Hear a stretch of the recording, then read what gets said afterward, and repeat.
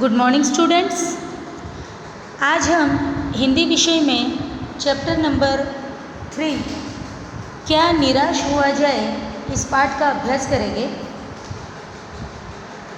जिसके लेखक हैं हजारी प्रसाद द्विवेदी, जिनका जन्म हुआ सन 1907 और निधन हुआ 1979 में। हजारी प्रसाद द्विवेदी का जन्म बलिया ज़िले के दुबे का छपरा नाम के गांव में हुआ था। पारंपरिक परंपरा अनुसार संस्कृत का अध्ययन शुरू करके उन्होंने हिंदू काशी विश्वविद्यालय से ज्योतिषाचार्य की परीक्षा पास की थी। गुरुदेव रविंद्रनाथ के आश्रम में 1940 से 50 तक हिंदी भवन के निर्देशक भी रह चुके हैं। उसके बाद काशी हिंदू विश्वविद्यालय वाराणसी और पंजाब विश्वविद्यालय चंडीगढ़ में हिंदी विभाग के प्रोफेसर और अध्यक्ष पद पर भी उन्होंने काम किया है। हिंदी साहित्य जगत में बच्चों हजारी प्रसाद द्विवेदी जी का बहुत ही बड़ा योगदान रहा है। प्रस्तुत पाठ एक निबंध है और अभी का जो हमारा भारतीय समाज है उसमें जो अनाचार, जो बुराइयां है, बदियां है, उसके बारे में लेखक हमें बता रहे हैं। लेकिन साथ ही में इन बुराइयों की ओर हमारा ध्यान आकर्षित करने के साथ साथ वो ये भी समझाते हैं कि प्रस्तुत जो अनाचार है, बुराई है, वो केवल बाहरी स्तर पर है। अभी भी हम भारतीयों के मन में मानवीय मूल्यों के प्रति आस्था है। हमारे जीवन में घटित कुछ घटनाओं के द्वारा वे हमें बताते हैं कि माना कि हमारे जीवन में लाख बुराइयां आती है, लाख बुरे अनुभव हमें आ जाते हो, बहुत बड़े दोषी लोग हमारे सामने आते हो, लेकिन इसके बावजूद हमें निराश नहीं होना है, हताश नहीं होना है। हमें जीवन के प्रति हमेशा आस्थावान रहना चाहिए। यही इस पाठ के द्वारा लेखक हमें समझाना चाहते हैं। आज के वातावरण के बारे में सबसे पहले लेखक हमें बताते हैं। लेखक कहते हैं कि उनका मन कभी कभी बैठ जाता है, यानी निराश हो जाता है। उसका कारण क्या है? उसका कारण ये है कि जब भी वे समाचार पत्र अखबार देखते हैं तो उसमें चोरी, डकैती, तस्करी, भ्रष्टाचार, यही सारे समाचार देखने मिलते हैं। और जो राजनीतिक दल है वो एक दूसरे पर आरोप प्रत्यारोप लगाते हैं और तब ऐसा लगता है कि मानो हमारे देश में कोई ईमानदार है ही नहीं। लोग हर एक व्यक्ति को शंका से, संदेह से, डाउटफुली देखते हैं। जो जितने ऊंचे पद पर बैठा है वो उतना ही हमें दोषी और बेकार नजर आता है। सब अपने अपने स्वार्थ में जी रहे हैं।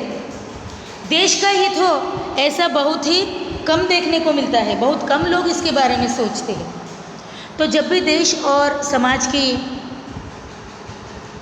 बातें ऐसी दुराचारी नज़र आती है तो लेखक का मन इससे बैठ जाता है। लेकिन तभी लेखक ये भी सोचते हैं कि भारतवर्ष एक बहुत ही प्राचीन और विशाल देश है।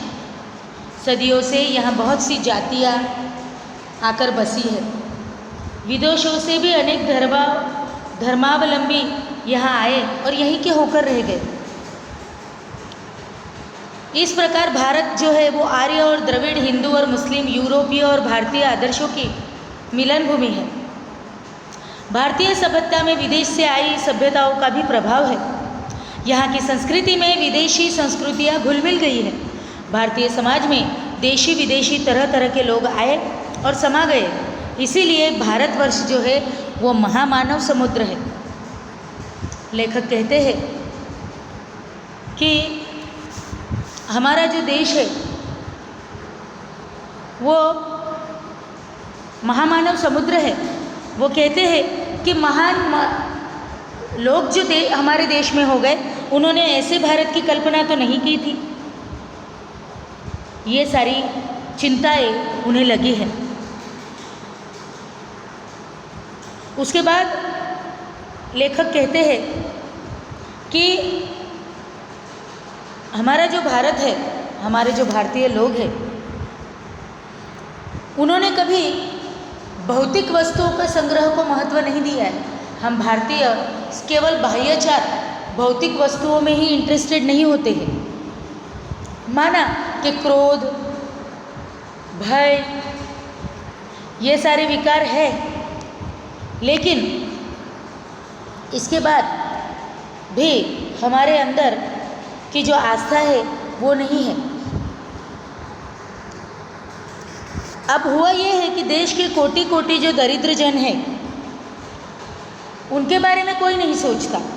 शासन और समाज की सुख सुविधा के लिए सरकार बहुत सारे कानून कायदे बनाती है, लेकिन भारतवासियों की दृष्टि में धर्म ही कानून, धर्म से बड़ा कानून है। लेकिन धर्म के कारण अब भी सेवा, सच्चाई, ईमानदारी और आध्यात्मिकता बनी हुई है। धर्म के भय से मनुष्य झूठ और चोरी को गलत समझता है। धर्म बुद्धि के कारण लोग दूसरों को पीड़ा पहुंचाना आज भी पाप मानते हैं। धर्म बुद्धि ही लोभ, मोह, काम, क्रोध इन विकारों में संयम रखती है। बराबर। आज भी हम महिलाओं को सम्मान देना, झूठ बोलना गलत है, बड़ों का मान रखो, ये सारी बातें मानते हैं। लेकिन इसके बावजूद कभी कभी हम थोड़े स्वार्थी हो जाते हैं। दूसरे में दोष ढूंढने के चक्कर में हम ये सारी त्रुटियाँ अपने अंदर पैदा करते हैं। तो इन सब के कारण लेखक दुखी ज़रूर है, लेकिन इसके बावजूद वो कहते हैं कि माना कि आज अखबारों में अधिकतर चोरी, डकैती, तस्करी, भ्रष्टाचार के समाचार है। आज किसी को किस पर विश्वास नहीं रहा। ईमानदार और परिश्रमी लोग दुखी हैं, झूठे, फरेबी और बेईमान लोग फल फूल रहे हैं। स्थिति माना कि निराशाजनक है, लेकिन लेखक कहते हैं कि फिर भी कुछ ऐसी घटनाएं हैं जिनमें मनुष्यता के दर्शन होते हैं। लेखक स्वयं भी कई बार ठगी का शिकार हो चुके हैं, धोखा खा चुके हैं, लेकिन कई बार उन्हें ऐसा भी मौका मिला, ऐसे लोगों से उनका पाला पड़ा है जो बिना किसी स्वार्थ के उनकी सहायता करते हैं। कई बार लोगों ने उसके निराश मन को ढाढ़स और हिम्मत दी है। ऐसे ही कुछ उदाहरण लेखक हमारे सामने प्रस्तुत करते हैं। उसमें पहला उदाहरण है कि एक बार लेखक यात्रा कर रहे थे, ओके, तो तभी जल्दबाजी में उन्होंने रेलवे स्टेशन पर टिकट लेते हुए गलती से 10 की बजाय 100 रुपये का नोट दे दिया और थोड़ी देर में वो चले गए। लेकिन टिकट बाबू ने जब देखा कि अरे ये तो अपना पैसा भूल गए हैं, तो वो जल्दी जल्दी ट्रेन की तरफ गए। थोड़ी देर में टिकट बाबू उन दिनों के सेकंड क्लास के डिब्बे में हर आदमी का चेहरा देख रहे थे और उन्होंने उन लेखक को पहचाना और विनम्रता के साथ उनके हाथों में 90 रुपये रख दिए और बोले कि ये तो बहुत गलती हो गई, आपने भी नहीं देखा और मैंने भी नहीं, और पैसे रखकर चले गए। ये देखकर लेखक बहुत आश्चर्यचकित हुए कि अरे ये क्या है, दुनिया में सच्चाई और ईमानदारी लुप्त हो गई है, ऐसा मैं कैसे मानूं। उसके बाद और एक घटना है। एक बार लेखक सहपरिवार बस यात्रा कर रहे थे। गंतव्य से जहां उन्हें पहुंचना था, वहां से लगभग 5 मील पहले ही एक सुनसान स्थान पर बस खराब हो गई। अब कंडक्टर समझ गया कि बस आगे नहीं जा सकती, इसलिए उसने क्या किया कि वो एक साइकिल लेकर चला गया। रात के 10 बज चुके थे, इसलिए यात्री बहुत डर गए कि अरे इतनी सुनसान जगह पर कहीं ये लोग हमें फंसा तो नहीं रहे हैं। तभी यात्रियों ने कहा, कुछ यात्रियों ने, कि यहाँ पर तो डकैती भी होती है, बहुत थोड़े दिनों पहले यहाँ पर लूट मचाई गई। इसलिए बस ड्राइवर पर सारा क्रोध यात्री उतारने लगे और लेखक के बच्चे भोजन और पानी के लिए व्याकुल होने लगे। यात्री तो ड्राइवर को मारने के लिए तैयार हो गए। तभी लेखक ने जैसे तैसे उस बस ड्राइवर को बचाया। बस ड्राइवर ने कहा कि हमारा आदमी जो है वो खाली बस लेने गया है, आप मदद लेने के लिए गया है। लेकिन लोग बहुत ही व्याकुल थे, डरे हुए थे और क्रोध से और भी ज़्यादा भयावह लग रहे थे। थोड़ी देर बाद ड्राइवर जो है, वो कंडक्टर जो है, एक खाली बस लेकर आया।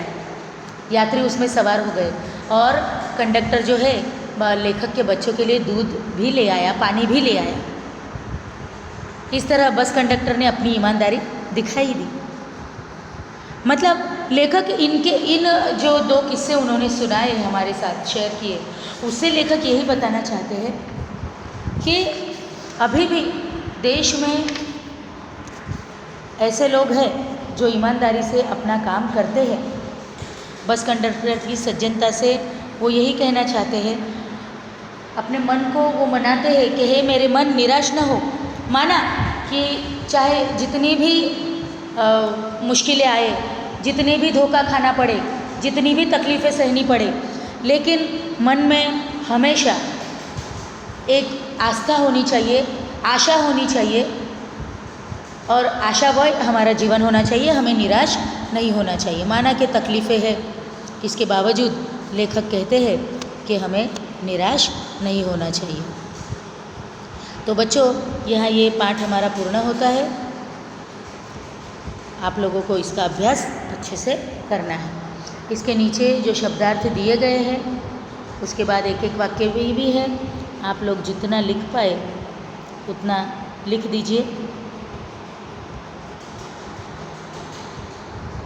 यहाँ हमारा पाठ जो है वो पूर्ण होता है। So good bye.